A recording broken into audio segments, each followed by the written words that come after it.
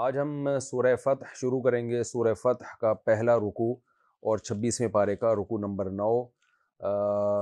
حسب معمول اس کا مختصر لفظی ترجمہ مختصر گرامر کے ساتھ، پھر انشاءاللہ اس کی تفسیر ہوگی۔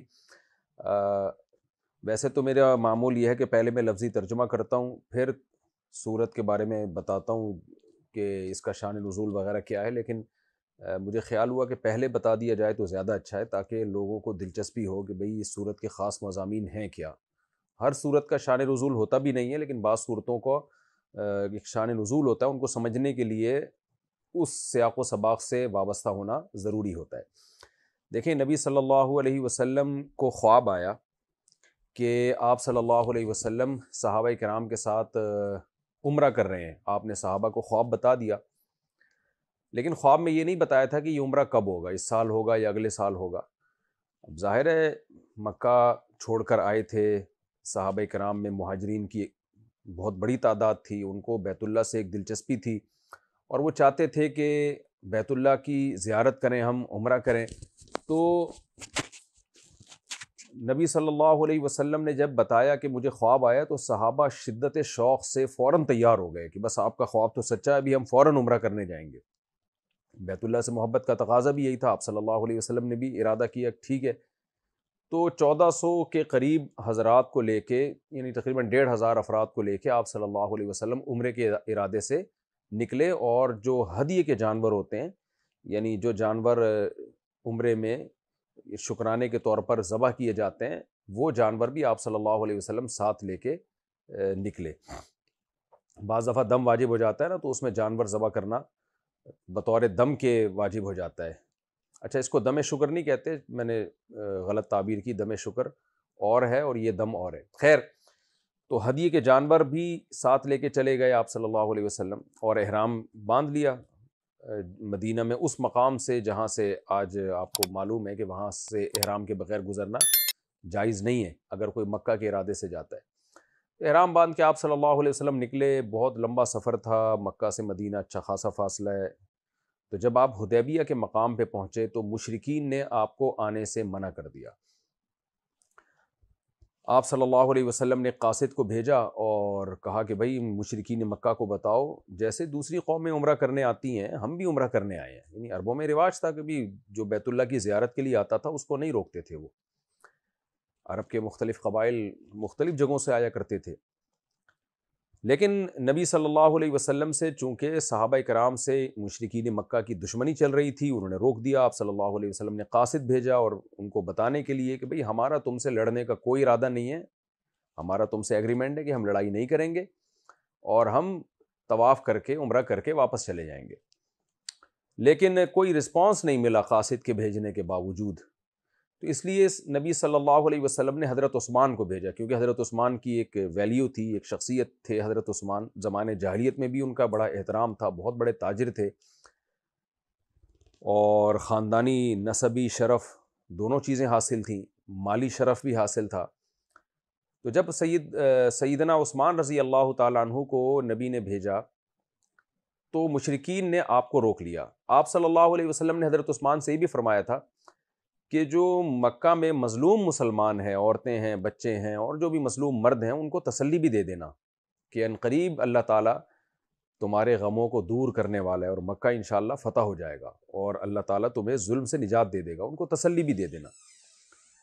لیکن جو مین مقصد تھا وہ یہ تھا کہ مشرکین مکہ سے ایگریمنٹ کیا جائے، ان کو جا کے بتایا جائے کہ بھائی ہم لڑنے کے لیے نہیں آئے۔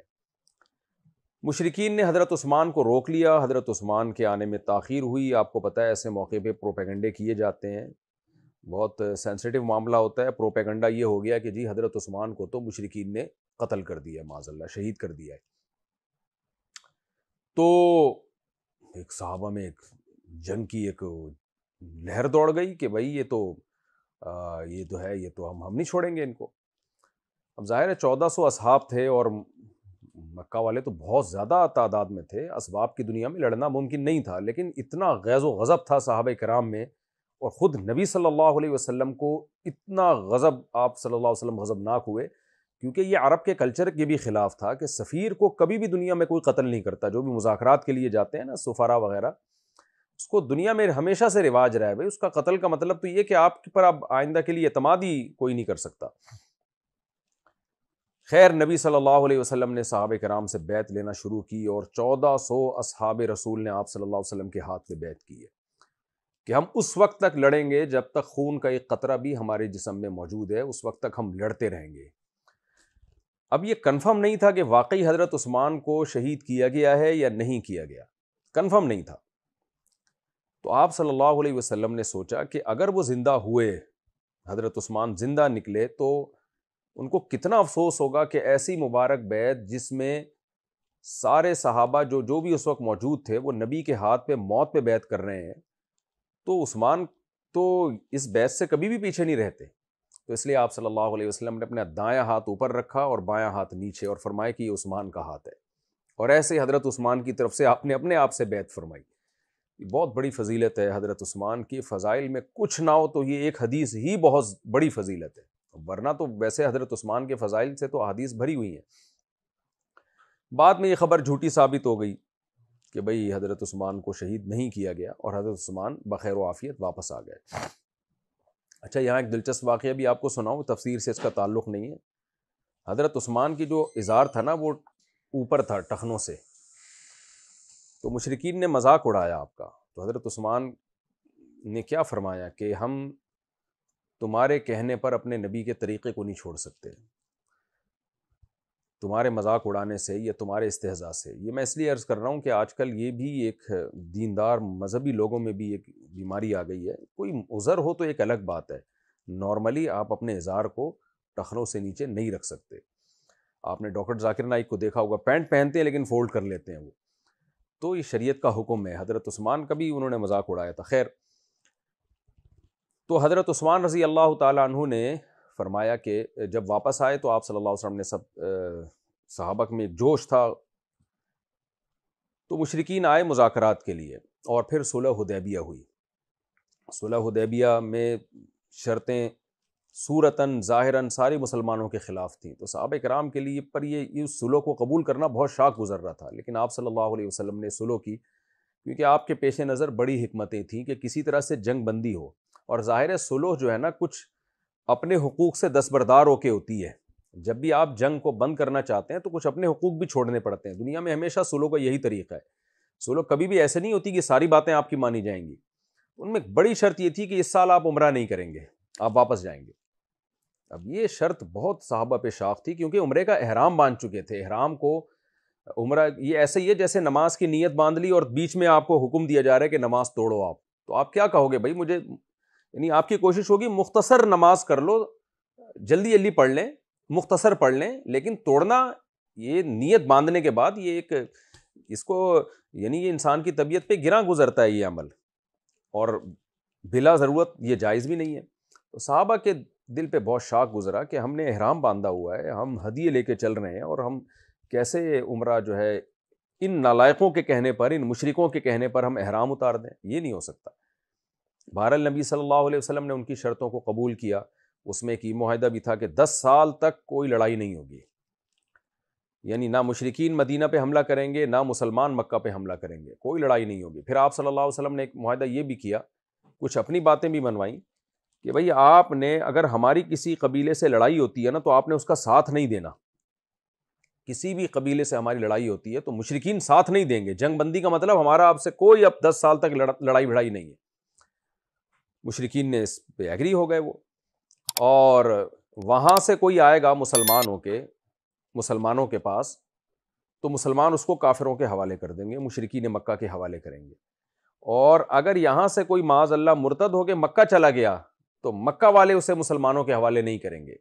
یہ شرط بھی مسلمانوں کے اگینسٹ جا رہی تھی، لیکن آپ صلی اللہ علیہ وسلم نے اس شرط کو بھی قبول کیا۔ تو یہ بیسک اور موٹی موٹی شرائط تھیں۔ جب صلح نامہ پہ دستخط ہوئے تو 2 موقعوں پہ جھگڑا ہو گیا۔ ایک تو یہ کہ آپ نے خط میں لکھوایا بسم اللہ الرحمن الرحیم، مشرکین نے کہا یہ بسم اللہ الرحمن الرحیم تو مسلمانوں کا شعار ہے، یہ جو معاہدہ ہوا ہے اس پہ بسمک اللہم آئے گا، جو عرب کا کلچر تھا، رواج تھا، بسمک اللہم، اے اللہ تیرے نام سے، الرحمن الرحیم نہیں آئے گا۔ اب اس پہ صحابہ کرام جذبات میں آئے کہ مشتعل ہوئے کہ ہم اللہ کے جو پراپر جو بسم اللہ ہے ہم وہ لکھیں گے، لیکن آپ صلی اللہ علیہ وسلم نے سب کو ٹھنڈا کیا اور فرمایا کہ جیسے یہ کہہ رہے ہیں ایسے ہی لکھو، بسمک اللہم لکھا گیا۔ دوسرا مسئلہ ہوا کہ نبی صلی اللہ علیہ وسلم کے نام پہ آپ نے فرمایا محمد ابن عبداللہ رسول اللہ، آخر میں نام کے بارے میں جھگڑا ہوا، آپ صلی اللہ علیہ وسلم نے اپنے نام کے ساتھ رسول اللہ لکھا، عبداللہ و رسولہ، تو انہوں نے رسول اللہ کا لفظ لکھا، تو آپ ان مشرکین نے کہا اگر ہم آپ کو اللہ کا رسول مانتے تو ہمارا پھر جھگڑا کیوں ہوتا آپ سے، تو رسول اللہ کا لفظ ہٹائیں آپ، صرف ابن عبداللہ، عبداللہ کے بیٹے۔ تو اس پہ آپ نے حضرت علی کو حکم دیا کہ آپ رسول اللہ کا لفظ مٹائیں، تو حضرت علی نے فرمایا یا رسول اللہ میں کیسے مٹا سکتا ہوں، تو آپ نے فرمایا کہ مجھے بتاؤ کہاں لکھا ہے، تو پھر آپ نے اپنے دست مبارک سے لفظ رسول اللہ کو مٹایا۔ اس پہ بھی صحابہ کرام مشتعل ہو رہے تھے، لیکن آپ صلی اللہ علیہ وسلم ان سب کو ٹھنڈا کر رہے تھے کہ جو میں کہہ رہا ہوں اسی پر عمل کرو۔ اس صورت میں تسلی بہت ہے نا، اسی وجہ سے کہ صحابہ کرام کے جذبات بہت زیادہ، کیونکہ ان میں دینی غیرت اور دینی حمیت تھی کہ ہم دب کے سلوک کیوں کریں، ابھی تو ہم موت پہ بیعت کر رہے تھے اور اب ہم ان کی شرطیں ماننا شروع کر دیں۔ خیر جی، یہ صلح نامہ مکمل ہوا، اتنے میں حضرت ابو جندل مسلمان ہو کے آئے، بیڑیاں ان کے ہاتھ میں تھیں،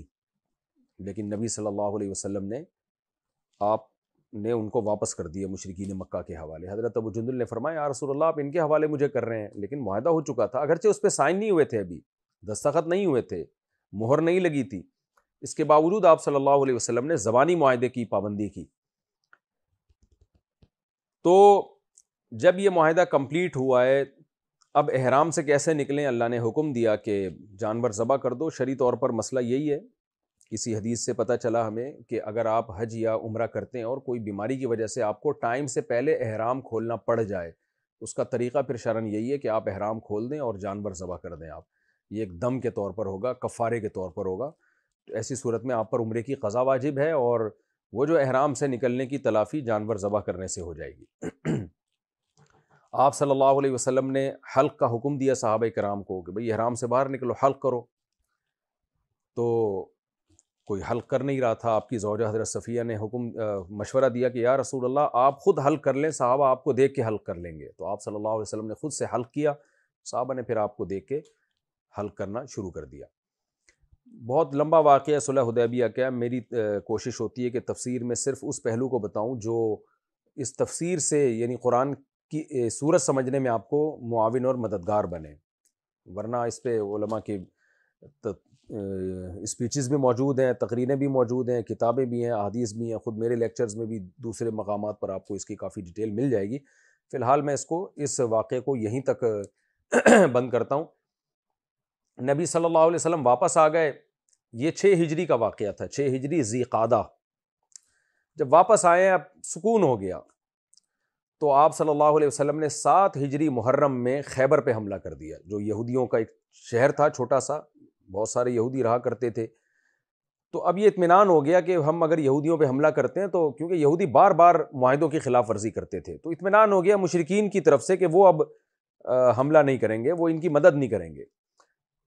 اور یہ سازشی ٹولہ تھا یہ یہودیوں کا، جو بہت زیادہ مسلمانوں کے خلاف سازشیں کرتا تھا، معاہدوں کی خلاف ورزی کرتا تھا۔ آپ نے حملہ کیا اور خیبر الحمدللہ فتح ہوا، اور پھر بہت سارے لوگ اسلام میں داخل ہونے لگے۔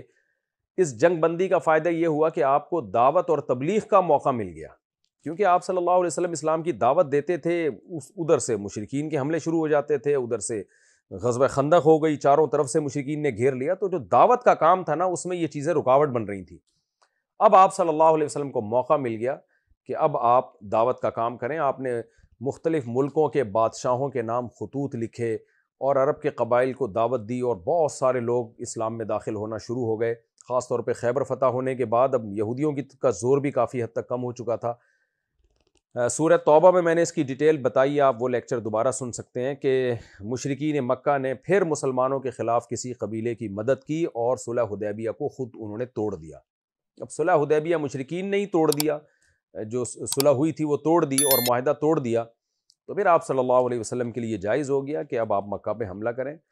تو 8 ہجری میں، یعنی صلح حدیبیہ 6 ہجری میں ہوئی ہے، 8 ہجری رمضان میں آپ صلی اللہ علیہ وسلم نے مکہ فتح کر لیا، 10,000 کا لشکر، اور بہت معمولی سی لڑائی ہوئی، چند جھڑپیں ہوئی ہیں. یہ معاہدہ کیسے توڑا تھا مشرکین مکہ نے، یہ میں سورہ توبہ میں ڈیٹیل سے بتا چکا ہوں، آپ وہ لیکچرز دیکھ لیجیے گا. جب 8 ہجری میں 10,000 کا لشکر لے کے آپ صلی اللہ علیہ وسلم نکلیں تو مورخین کا اختلاف ہے کہ مکہ صلح کے ذریعے فتح ہوا ہے یا لڑائی کے ذریعے. یعنی اتنی تھوڑی سی لڑائی ہوئی تھی، چند جھڑپیں ہوئی تھیں کہ اب تک اختلاف چلا آ رہا ہے علماء کا، فقہا کا، مفسرین کا، کہ ہم کیا کہیں گے اس کو، عنوتاً فتح ہوا ہے یا صلحاً. عنوتاً کا مطلب ہوتا ہے آپ نے باقاعدہ لشکر نے کسی ملک پہ حملہ کر کے اس کو فتح کیا ہو، کیونکہ اس کے حکام کچھ اور ہوتے ہیں. اور صلح کے ذریعے جب کوئی علاقہ فتح ہوتا ہے تو مال غنیمت کے حکام اور دیگر کچھ فقہی حکام الگ ہوتے ہیں. تو اختلاف آج تک چلا آ رہا ہے کہ یہ صلح کہیں گے ہم اس کو کہ مشرکین نے ہتھیار ڈال دیے کہ بھائی نہیں لڑنا، یا یہ کہ جنگ ہوئی ہے اس کو. یعنی اتنی معمولی سی جنگ ہوئی تھی کہ یہ کہنا مشکل ہے کہ مکہ لڑائی سے فتح ہوا ہے یا صلح سے فتح ہوا ہے. تو 8 ہجری میں آپ صلی اللہ علیہ وسلم نے مکہ فتح کیا. تو یہ تھا اس سورت کا تھوڑا سا سیاق و سباق. اب انشاءاللہ سورہ فتح سمجھنے میں آپ کو آسانی ہوگی.